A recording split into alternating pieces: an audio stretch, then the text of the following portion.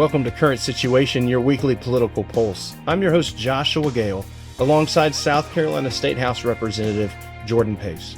Every week, our goal is to help you navigate the complex world of politics through a biblically conservative perspective. Before we jump into this week's conversation, let's take a word from our sponsor. Smashing Plastic Pickleball podcast is going to be about the three most amazing things about pickleball. Number one, the community. Number two, the health benefits. And lastly, but most importantly, is fun. The podcast of Smashing Plastic Pickleball is going to emphasize on fun. Yes, fundamentals of playing pickleball will be a part of what we talk about, but most importantly, just the fun of pickleball. That is Smashing Plastic Pickleball, and we want to have you tune into our podcast today. In this episode, Jordan and I are going to reconvene on what happened in this year's legislative session and what that looks like to the folks out there who don't understand how it works and the time period around it. We're going to talk about some missed opportunities and some misplaced priorities, which are specifically the voters and the people of South Carolina. Jordan, it's been a long legislative session and you've worked extremely hard. And we are here on episode 20. So we're 20 weeks strong in the Current Situation podcast. We thank everybody who's been listening along with us. And we hope to catch you up on this episode with some of what happened this year and what we can actually do about it. Yeah. So the legislative session, it runs January through May, and it's a 2-year cycle. So last year, January through May, if something didn't pass by the second week in May when we adjourn, then it could come back this year. But because it's a 2-year cycle, this is year 2. Anything that hasn't passed by last Thursday is dead on, like it's done. It's dead. Mm-hmm. It has to be refiled for next year in the next legislative session. So something that's, when we say it's dead, it's actually dead, mostly. Like anything in politics, there's always an asterisk involved, and we'll get to that in a second. But so we adjourn May 9th, and we will come back, though, for a couple of days in June. No new legislation can be filed or brought up. Basically, just things that have gone to conference reports. That's where the House and the Senate both pass a different version of a bill. They each send 3 members to a committee, and that committee tries to work out the differences between the two. Sometimes they work it out. Sometimes they don't.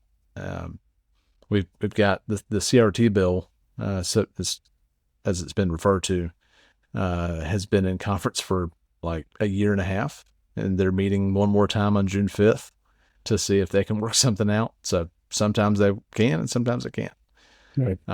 But all that to say, we passed some good things. So we passed Help Not Harm was one of the first things that passed. This was to shut down pediatric transgender hormones and surgeries and those kind of things. So none at all for under those under 18, and then no taxpayer money, period, underage or adult, will go toward that.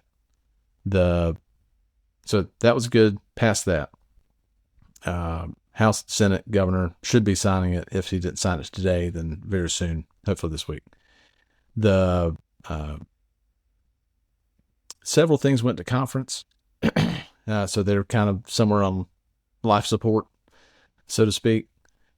One of the things that we didn't pass, that the House kind of passed a version of, but really didn't solve the problem, even the House version, is this, the problem with tort reform, or some people call it joint several liability problems, or you might have heard of it as the venue crisis.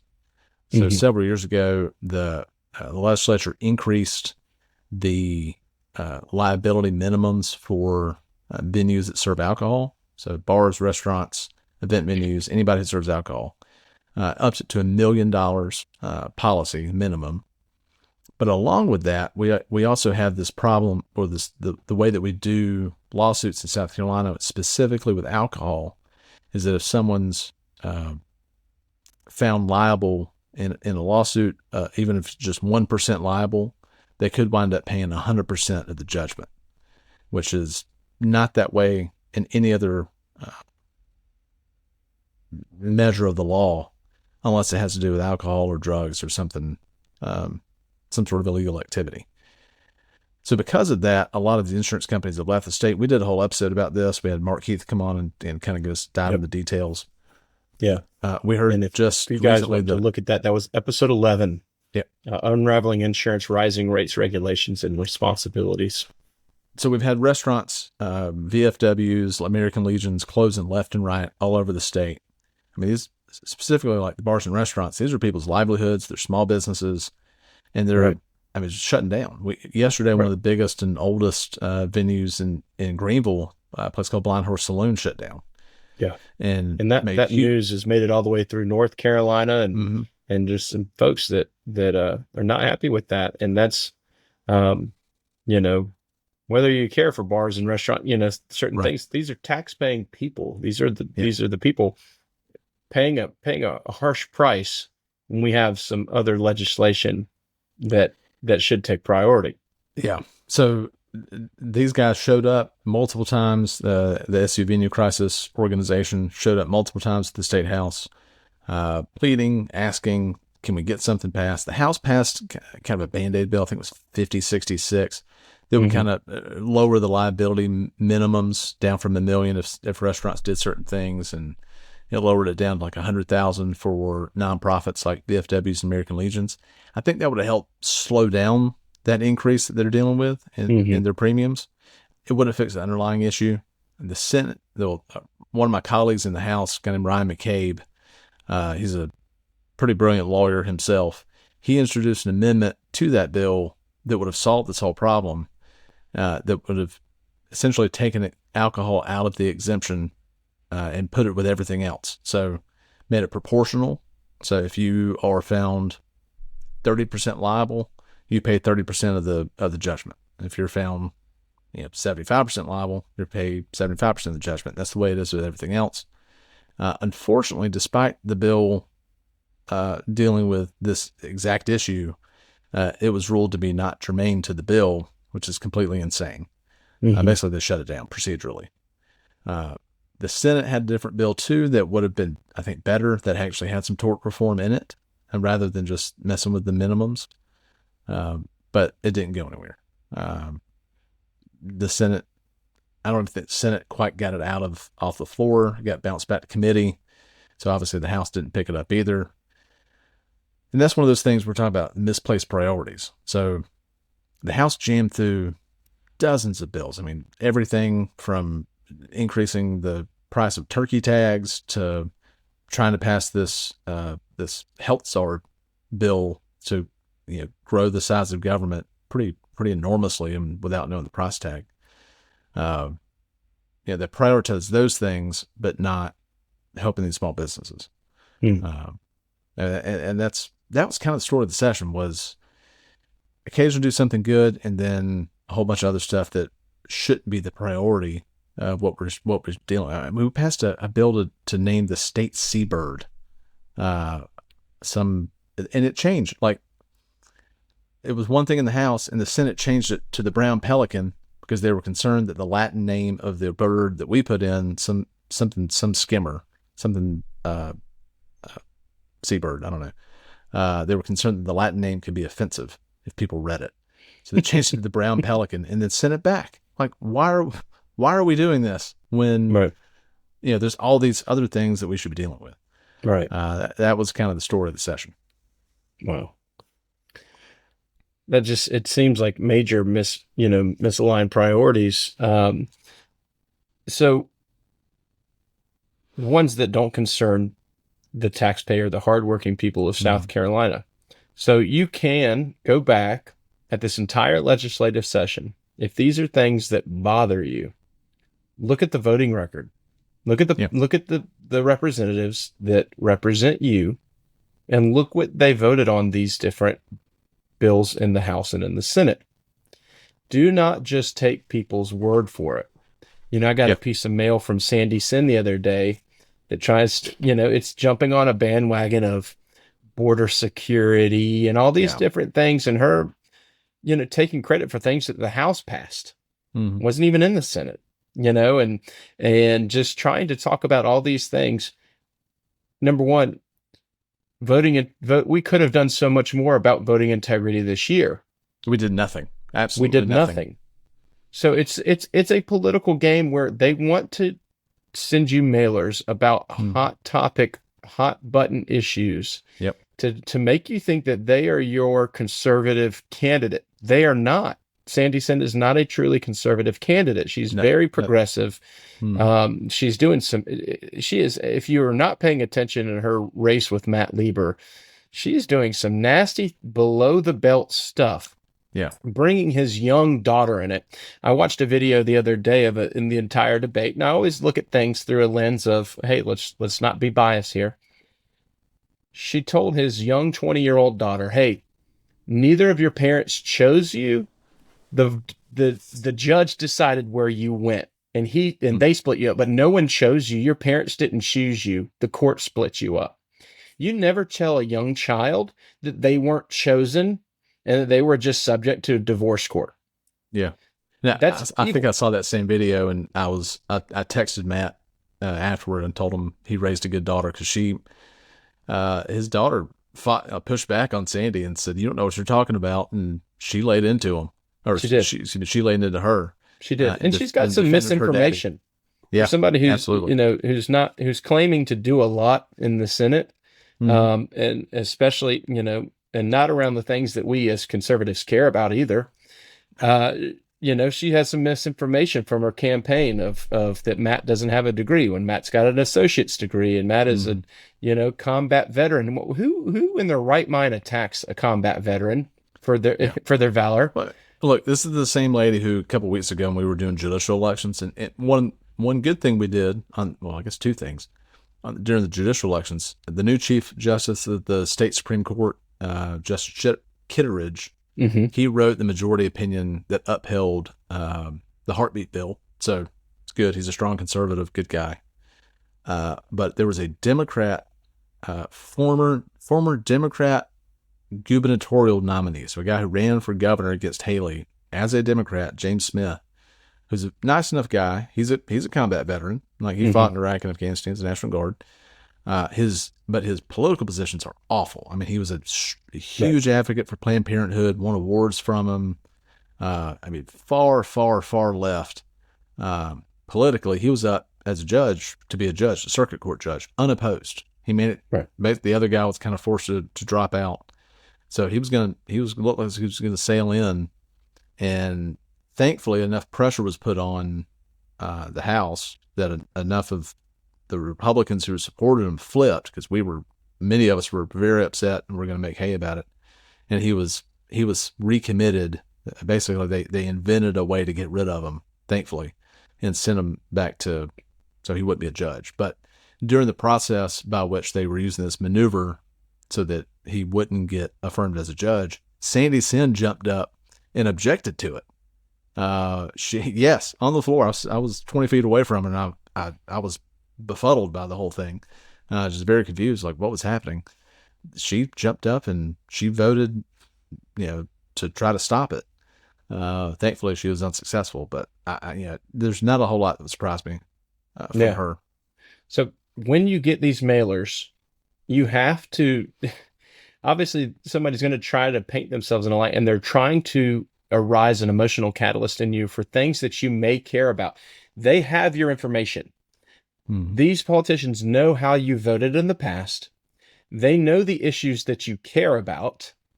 And so you're going to get mailers on hot topics, and politicians know what you care most about and what people are thinking about the most right now. You cannot play into the political playbook and say, you know what, that's our guy, that's our girl. Based on the mailers that you get, you have to do your research, and you can't believe everything that you're doing out there. Yeah. I know for a fact that people that, are running some campaigns around here have been sued in defamation lawsuits because they're willing to do anything and say anything to try to get their person elected. You cannot trust everything you hear. Yeah. a lot of these mailers aren't even coming from candidates. They're coming from kind of these dark money groups. And I've seen several from around the state that are making claims that, such and such legislator wrote a bill to, give women the death penalty for having abortions. But none of the people that they claimed wrote this bill and supported the bill weren't even co-sponsors of anything remotely like it. They're just totally making this stuff up and just seeing if it sticks. Right. So fact check. Because there's no recourse. Right. Exactly. That stuff about illegal immigration. I just saw a report came out yesterday and was kind of republished on some news sites today that somewhere between 10 and 27% of undocumented migrants or illegal immigrants, whatever you want to call them, are registered to vote across the country. Wow. So in the House, we try to add a budget amendment to prevent the voter registration forms from being in the packets for the welfare and Medicaid stuff packets for non-citizens. Right. Because we had some reports of that from the upstate where these families from several reports were getting not just one in their packet, they'd return them, and then they keep sending, the Health and Human Services Medicaid department in South Carolina would keep sending them these forms, these voter registration declination forms over and over and over again. They keep sending them back saying we're not citizens. Using taxpayer dollars. Using taxpayer dollars to do it. So we put an amendment up. Adam Morgan, as the chairman of the Freedom Caucus, he put an amendment up to try to shut that down, and it was ruled non-germane. We forced a vote on it anyway, and we only had 14 votes in favor of it. Wow. So, yeah, I mean, there's a lot of, I won't say misinformation, but blurring of the truth. Let's just, we'll put it that way. Right. Or some people that don't want to step into some honest, true things because they're afraid of what they might face in an election year, things like that, when they won't do what's the right thing to do. Yeah. We had none, like you mentioned earlier about voter integrity. We had a great bill called the SAVE Act. It's an acronym. I think Matt Lieber was actually the lead sponsor on it. Charleston County delegation put it together, and I jumped on there with them and kind of built it together. Based on several other election integrity bills, filed it. It went nowhere. Not even a breath of attention to it. And when asked, they were just basically we were told, it's just not a priority. We don't have time for it. But we had time to pass state-supported, taxpayer-supported horse gambling and a hate crime bill, and like I said, this healthcare czar fiasco. Right. We had time for those, but not for election integrity. Totally misaligned priorities. Right. Wow. It just shows you folks, you cannot. So June 11th is the Republican primary in South Carolina. If you don't study these candidates and just spend a few moments in your district, and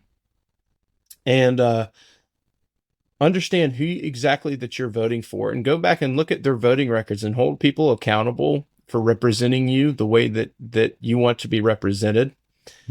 You cannot complain about border crisis, voter integrity, higher taxes. We just raised another tax here in Charleston County or Dorchester County this week.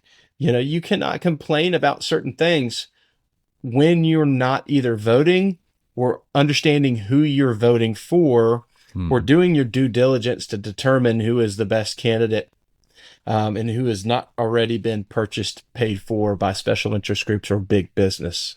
Yeah. Yeah. We had thousands of bills filed this session, and inevitably that's always the way it goes.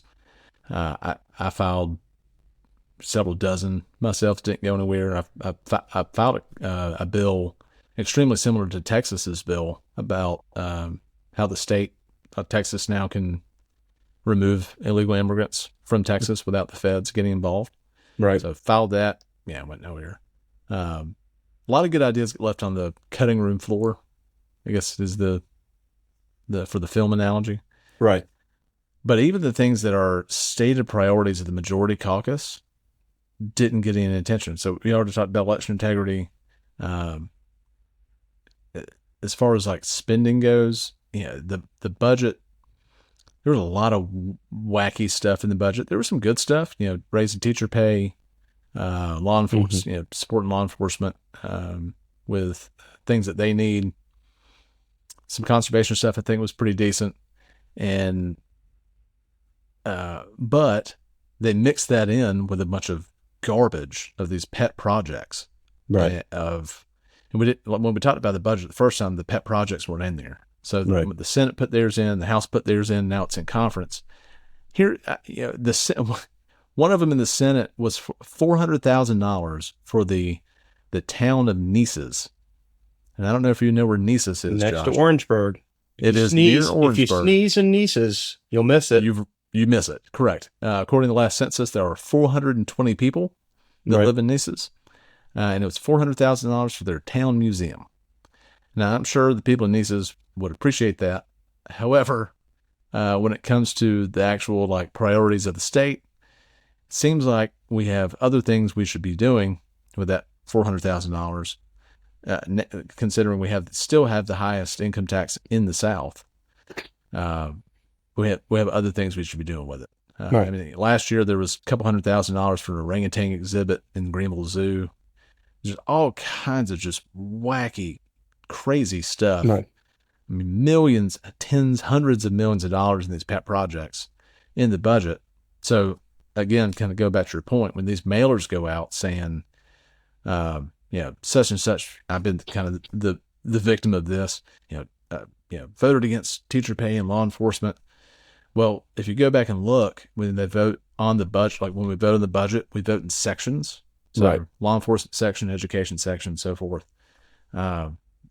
Most of the time, this education section, the law enforcement section, those are unanimous. Like everybody's in favor of funding infrastructure and law enforcement and education. Like everybody's on board with that.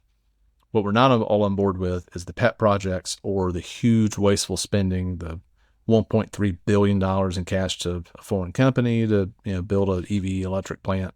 Right. Or in this case, I think the Senate version had $128 million going to Clemson to build a vet school that we already gave them $74 million in last year's budget for. Yeah. He's right. Huge, giant things like that, and those are the big ones, but there's, hundreds of thousands of dollars here and there to, there was one put in for a fitness center or a fitness program, like fitness and recovery program, last year's budget, $250,000, excuse me. And this place doesn't even have a building. Like they just operated for free out of somebody else's building.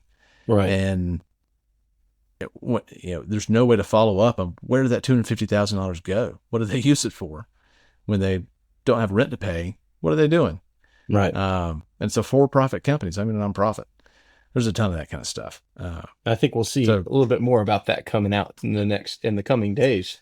I think so. We need more sunlight on transparency. We do.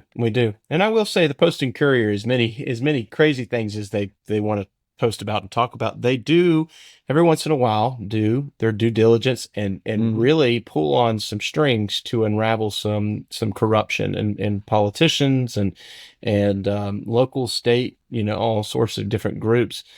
So look at these different papers and follow some of these trails. We've got a race in the upstate. Adam Morgan's opponent, claims I never said this when on film, saying all sorts of different things related to DEI. Right. And then, which, by the way, we passed a bill in the House to eliminate DEI statements from higher ed, so that state universities can't force employees to sign on DEI statements and do DEI trainings. Right. Senate didn't move on it at all, so that's dead.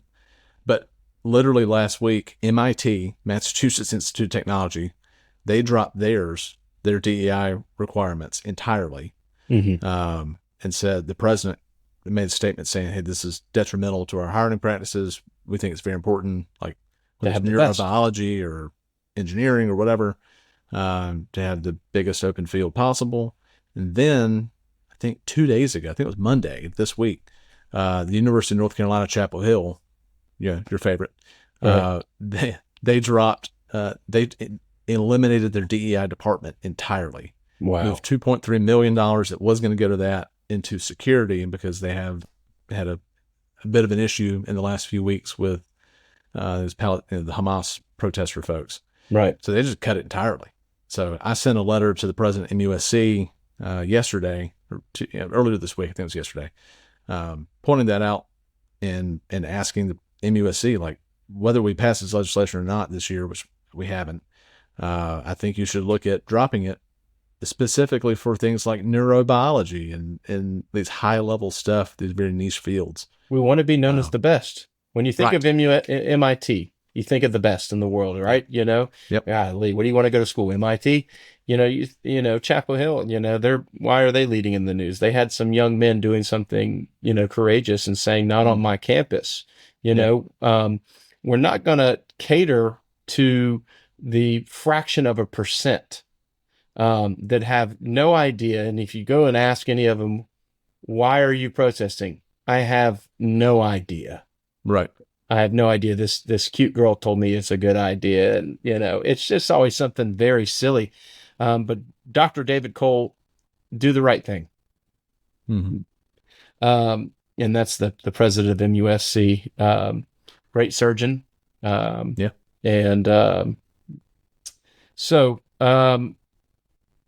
last thing I want to bring up before we close. Speaking of MUSC. We had the ability to defend our taxpayers for not having to get a jab. Yeah. Can you speak into that? Yeah. So this year, talking about missed opportunities, we passed precisely 0 medical freedom bills, like nothing, as if we learned absolutely nothing from COVID and that whole experience of government overreach. In fact, not only did we not pass any medical freedom bills, during COVID, the legislature did pass a ban on state agencies requiring their employees to get the jab. But within that, there was a sunset provision. So that ban on jab mandates ended December 31st of 2023. So this past December. Mm-hmm. We knew that. We brought it up. My friend Stuart Jones wrote a bill to fix that so that we get rid of that sunset and permanently there would be no state agencies would not be able to force their employees from getting any vaccination or medicine that has that's not fully FDA approved. So the emergency use authorization, the EAU, like that would be totally out of bounds. He filed the bill. It didn't even get a committee hearing, like nothing. The Senate, to their credit, did get to second reading on a bill, S 975, which is overall a very good bill. Mm-hmm. Did not get third reading before crossover, so we didn't have an opportunity in the House to hear it. But there was a House companion that we could have moved on and didn't. That 975 did a lot of good stuff. I'd encourage folks to go look at it, see what it did. But things about mandatory, not mandatory consent, but informed consent. People have to be told what they're getting, injected with, and getting written signature that they're okay with that as a bare minimum from at all ages.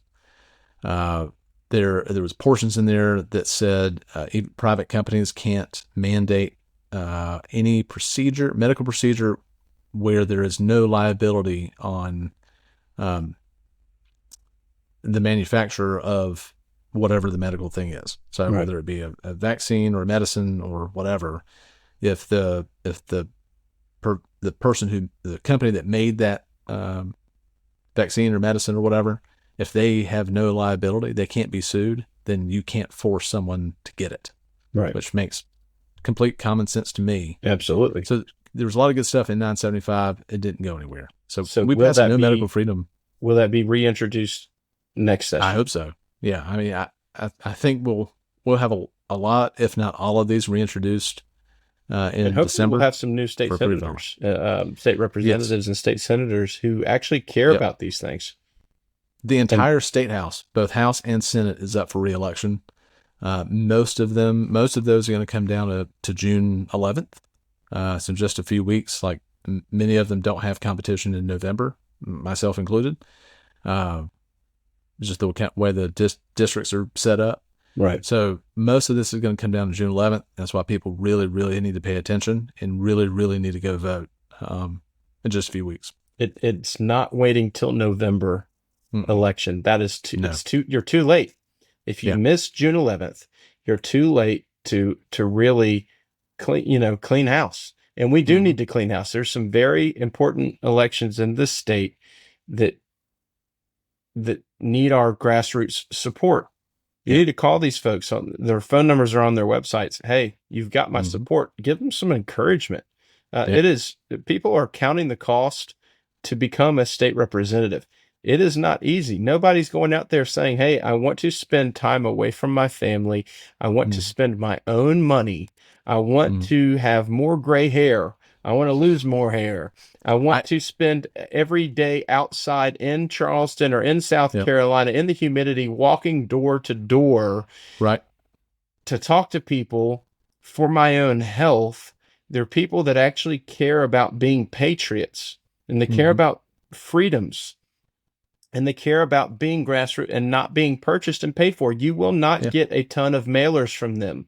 You will not get and see tons of commercials. You will not, and you'll see some attacks on these good people. Usually when you see an attack, you know that the people are scared. So we got a lot of scared people out there. And to your point, in the last over the last year of session, I noticed my first gray hairs coming in, and I don't know if that's from having a 2.5-year-old and a 6-month-old, or from being in the legislature, or the combination of the two. But it's coming in. It's there. Too funny. Well, anyways, we thank you for all of your hard work. We just celebrate you and your time in the House. We just celebrate all the hard work that you've done. We celebrate the fact that you've represented not just Berkeley County, but all of the Christians and the truly conservative Christians in South Carolina, and that you are influencing others, that you are standing on a solid foundation of knowing what you really believe, and encouraging others to really understand what the Bible says about our freedoms, and about what we as Christians should know, think, and even when we don't know, we can have some trust that you do, and that you're giving thought, prayer, discernment, wisdom, knowledge, everything that you can while you're there. And you're making some great relationships. You're representing the kingdom extremely well. So we celebrate that, Jordan. Appreciate it. It's an honor to do it. Absolutely. And we want some others like you. Not just like you, but we want some others that really care about things as much as you, and care about the things of God, and that want the God's will on earth to be as is in heaven. And we know that's truly your heart. And we want some others with the fear of the Lord and that feel that way too, and want to see the heaven here on earth and the will of God performed. So thank you guys for tuning into Current Situation Podcast in our 20th episode, 20 weeks. We are thankful for everybody that listens. Please share this podcast with other folks that you know that may be interested, or folks that you know are starting to ask some questions and want to get a little bit involved in politics. We're doing the best we can to try to make things understandable, and to give good perspective as a conservative Christian men of God. And so we hope you appreciate that perspective, and we look forward to sharing more with you in the coming weeks. Jordan is done with this part of legislative session, But we have so much more to share with you about politics, whether statewide, locally, or nationally. And we can't wait to share that with you.